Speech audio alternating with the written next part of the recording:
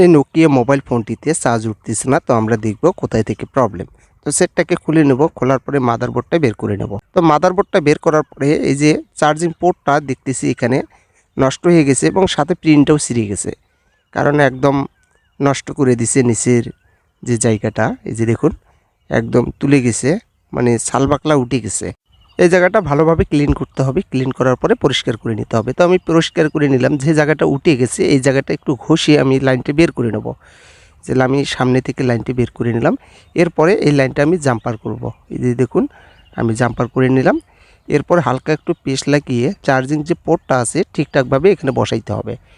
তো আমি বসিয়ে নিলাম, কাজটা হয়ে গেছে। আঁকাবাঁকা যেন করা যাবে না। যে দেখুন হয়ে গেছে।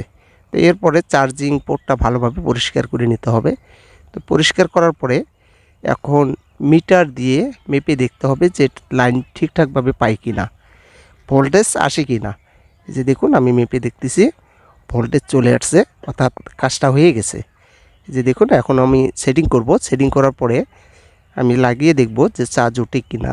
ব্যাটারি লাগাবো, ব্যাটারি লাগার পরে আবারও চেক দেবো।